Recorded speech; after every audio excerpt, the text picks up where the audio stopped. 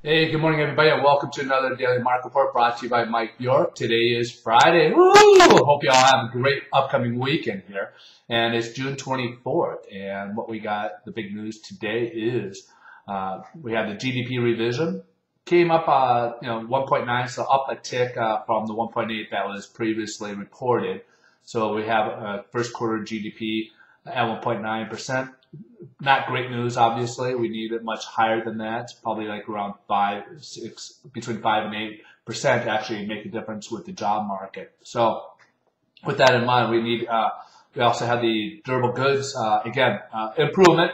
The previous was at minus 2.7, and that's the headline number, where this time it came up 1.9%.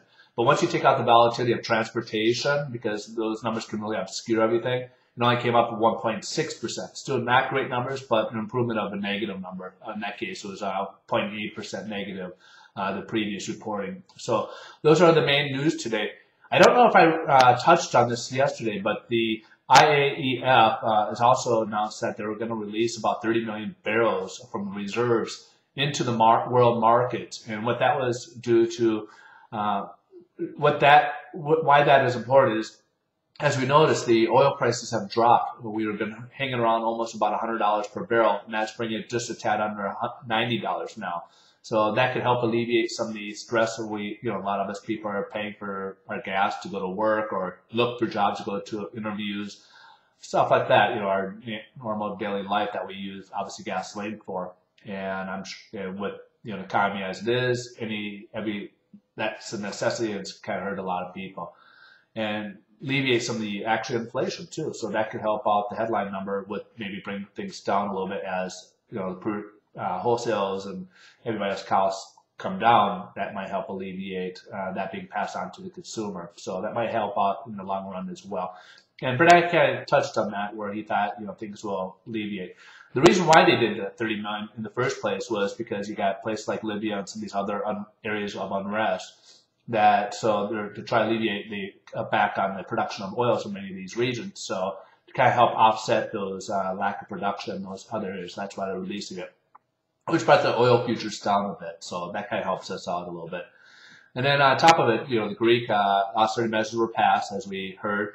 So the next step is, of course, the people have to vote on it. And, as we've seen before, they have been writing and such and haven't been on pace with this. So this is going to create some possible concerns as to will this actually go through. And then on top of it, the downgrades, there's look like there could be some downgrade on the Italian banks. So you could have another European country thrown into the mix of possible debt crisis and everything else. So right now, because of all this volatility in the news, the stock market's been hovering between negative 75 and about 100. Right now, looking at it's about negative 82. So it's been coming back and forth a little bit. So on that mark, let's go ahead and take a look, see where the bond market and where interest rates are moving. So here's the bond market, and what we got here is, as we saw, we had that nice opening gap yesterday, which left us up about. We closed the day up only about 3 basis points, and then we had a slight opening gap to the worse today, but we kind of closed that. We haven't closed this gap here, which is about 10 basis points from here. So I do see us possibly dropping a little bit more, or it could go either way today. But I do see this possibly at least closing and then going upwards. But a lot of it depends on what the stock market's going to do.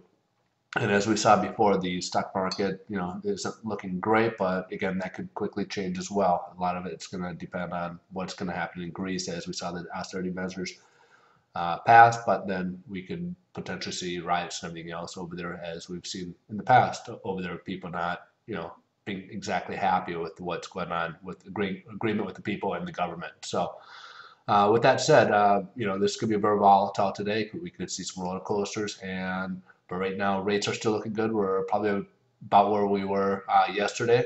So, but heading into the weekend, I would say the interest rates are about the same as it was yesterday. So, and we had a nice improvement, as we could see over this past week or so. We've had a nice improvement in the rates over the past week. So, in probably almost 2 weeks. Exactly, because we had that dip down here and we started climbing our way up a little bit. So All right, folks, you guys have a great day and a nice weekend, and catch you again on Monday. And folks, I'm also a loan officer. If you're looking for a mortgage in the state of California, I can also help assist you. You can check out my other websites here at Mike, obviously at Mike's Daily Market Report and MikeBjork.com, even CaliforniaMortgageTips.com and the Mike's Homebuyer University.com. I have some great resources there. But feel free to give me a call at 310-694-3544. I can do refinances and I also do purchases. So I can help you get pre-approved to buy that next home here. So thank you and keep me in mind.